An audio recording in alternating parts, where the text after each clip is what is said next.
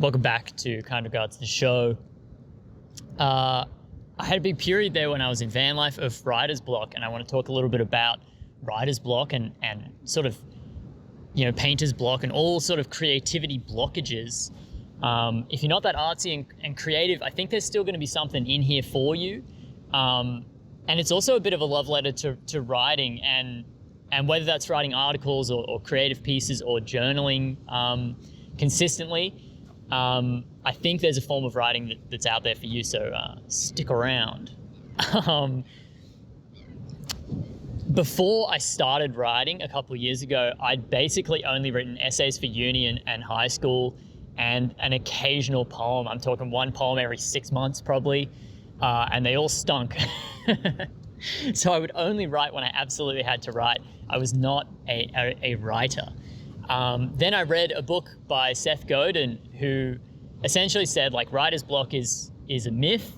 All you have to do is sit down and get at the desk and try to write stuff, and eventually stuff will come. It's not some complicated system where you have to have all the right pieces of the puzzle. You just have to go for it, and you have to try. And yeah, it's going to suck at the beginning, but it won't take long before something worthwhile comes out. It's not going to be Pulitzer Prize winning, but it is going to help somebody. And you got to send that work out and it'll help somebody, and everybody, the work is already good enough for somebody, no matter who you are, right? And so I was like, damn, that's so sick. There's probably 10 people out there who would appreciate the stuff that I have to say. And even if it's just 10 people and it takes me, 5 years to reach them all and have them as regular readers, that's worth it. So I was like, damn, let's do it. So I started writing, and critically, the anti-writer's block thing was huge for Seth Godin, or in his book. It's not about the muse, it's not about inspiration. There's this like myth in the culture that of this light bulb moment. You see it in like movies about creative people all the time, where they're like walking down the street and then they go, Eureka, and they run home and they write down the whole theory and it's perfect and boom, that's it. They were just waiting for that one moment. And Bob Dylan says this in the quote in the book. He says, like, it's like a ghost is writing a song like that, like the ghost picks me and then I just have to write the song. Like I just, the ghost works through me. And Godin says pretty clearly, like, this is nonsense. He's either fooling himself or he's fooling us, but that's not how it works. If you wait for something to show up, basically nothing is going to show up. You might have an idea now and then and it might turn into something good, but it is nothing, not even 1% of the creative output that can be achieved if we show up at the desk every day and actually make the work happen. This is for two reasons. One is you don't have to feel like making the work to make good work. You can actually kind of not feel like making good work, or like not feel like making a creative contribution, and something comes out anyway, and often that stuff is good. And secondly, when you sit down to make the work, you're kind of signaling to your body like, oh, this is work time. And even if the first half an hour is kind of rough, usually committing to the action and saying, I'm going to sit down for the X amount of time, that's how long I sit down for when I do my creative work, often the feeling of being creative follows. And so Seth makes this point, writer's block is a myth. You just got to get to the desk every day and do the work. And so I was pumped, and I actually wrote something like 30 or 26 articles in a row without a break, one every week, and I sat down for 3 hours a day, almost every day. For like over a year, over half a year. And so I was like, damn, writer's block is a myth. And then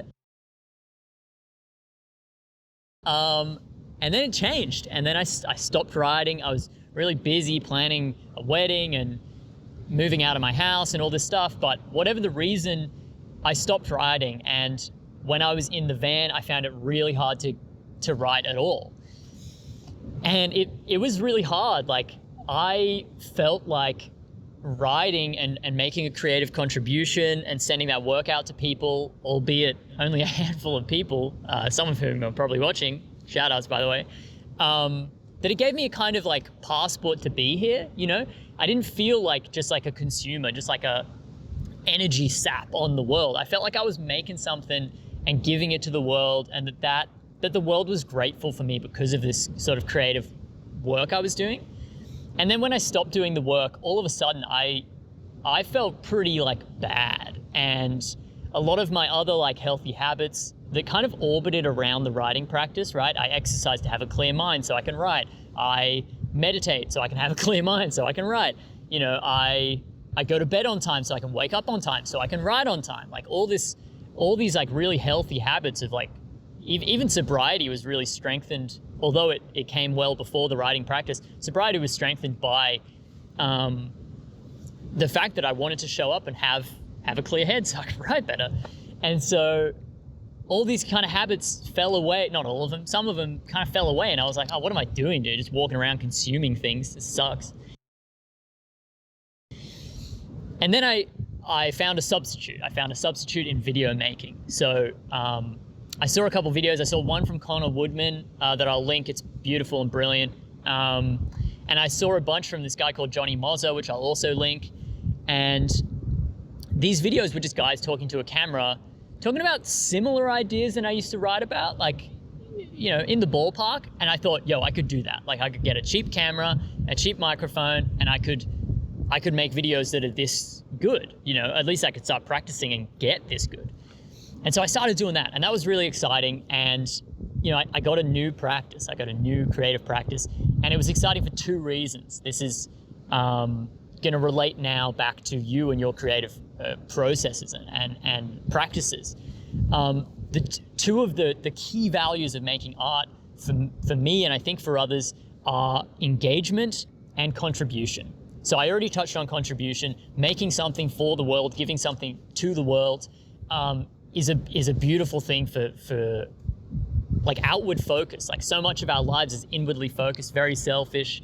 You know, myself included. You know, the culture tells us to do this, and all of the philosophical assumptions of separateness, which I've talked about in other videos, reinforce this idea.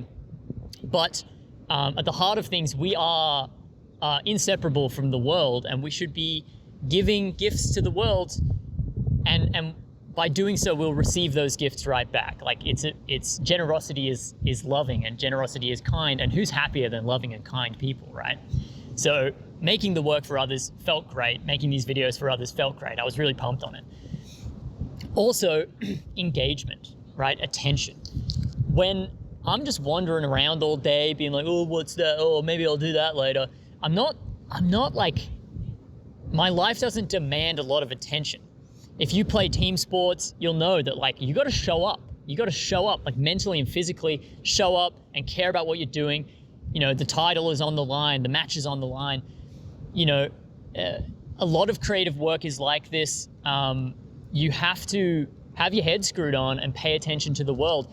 I had to pay attention in these videos to make them good. I have to like get in a kind of flow state in order to like have the ideas roll on kind of naturally and be hopefully engaging. And I felt that engagement grow as I made more and more videos. The first ones are kind of scattered and there's a lot of pausing. And then as they go on, they get like better and better and more concise and more exciting and more engaged. And so that was great too. Also, when you're making art, the world becomes like fuel for that art. So like I would start paying attention to like the graffiti that I saw and like billboards that I saw, and I was like, what does that say about the culture? Like, is there like something to be gleaned from that? Is there insight hiding in these like little nuggets around the world that I can use to make great videos? And so I was more engaged when I was making art, and I was more engaged when I wasn't making art because of the videos. But there was this big missing piece, and the missing piece was the rigor, the intellectual rigor. That makes it sound fancier than it is. Maybe you're like, that's not intellectual, but like just the rigor of ideas in the article. So if you've read any of the articles, you can find them at the Kind of Guide Substack, which is always linked below. They're pretty thorough. Like I spend a week at the desk and I really nut out the ideas. And if the ideas are trash, you usually find out before the end of the week, and you usually don't post them. In these videos, I got this feeling, and a buddy of mine even said this to me. He said like, I miss the rigor. Like, you know, the videos, sometimes they don't really justify themselves. Like maybe that's not really worth 8 minutes of someone's time. And I went, damn, he's probably right. So I tried to make it more rigorous, but ultimately writing was where the real like depth of thinking happened. And without it, I was just kind of thinking barely, just enough to get through my days. And I think that good thoughts, and especially the generation of good thoughts, is something that we all deserve and we all can do. And it's like, it's an almost essential part of being a person in the world, is being a creative enough person to forge one's own path and to be an individual. To not be a carbon copy of everyone else, to not just be a total patchwork of Huberman and, Joe Rogan or whatever, that our lives are uniquely ours.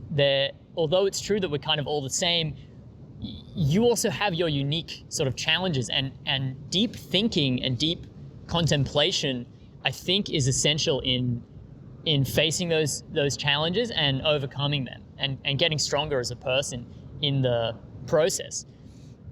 A pattern emerges when I do this deep thinking work. When I read back over them, I realize that I write about a problem for a week, and then a week after I publish it, I realize that I've got the problem that I was writing about and solving in the article, and that I need to do exactly what I was telling everyone to do. And at first I thought this made me like a really unique species of idiot that just couldn't take his own advice. But now I think something else is going on. And I think that what's going on is when you think about ideas and you have them percolating in your head, that's almost like the requirement of having those ideas actually turn into real action. So like Emerson says, like, sow a thought and you reap an action. Sow an action, you reap a habit. Sow a habit and you reap a character. Sow a character and you reap a destiny. And I think crucially here is that move from action to habit. Like, that's repetition. And for repetition, you need the patterned thinking. You need to be engaged in an idea more than just once. There's a saying in German, one time is none time. Once is never. One little flash of insight, if it never comes back, if you never engage with it, if you don't write it down in your journal, if you don't make it into a piece of visual art, if you don't capture it in photography and then work on it, editing it, making it beautiful, cropping, getting everything right, and engaging with that idea, if it just goes up and then down, it's gone. It never really happened. Once is never. It has no weight. And so engaging with these ideas, not only do you get depth intellectually by writing stuff out and testing the ideas and saying, do I really believe that? Is that really what I want to stand behind? Does that work in lots of other contexts or just this context? Testing the ideas is not only good for intellectual rigor, but it is also really good for the self-help sort of journey, for the self-improvement journey of, I'm with these ideas for long enough that they can really take root in my psyche, and then they can also really take root in my actions and my habits, and therefore my character and my destiny as a person. Destiny, of course, I don't know what people hear when they hear destiny, but in the what is his name? Waldo Rolf Emerson, in the Emersonian sense. And so what does this mean? I think, I'm going to make a video about journaling and about directing thought, and so check that out. But in terms of creativity, writing, painting, photography, whatever your thing is, I think there's three key points here. One is that creating art is a contribution to the world, and a generous one at that. I think that's a loving thing to do, and I think it's good and it's worthwhile, and we should do it, and it's good for our hearts and it's good for everybody else too. There's something that you can say that will unlock something in someone's head. There's a painting that you can make that makes someone have a deep experience, a dynamic, mystical experience perhaps, that they'll take with them for the rest of their lives, that will change their lives. If you have that in you, why hoard it, right? We got to make the work, and we got to make our unique contribution. Secondly, it engages us with the world. When we're just going through the world on autopilot, we are not deeply connected to the world. When I'm making these videos or writing my ideas down, I connect with ideas, and I connect with the written word or the spoken word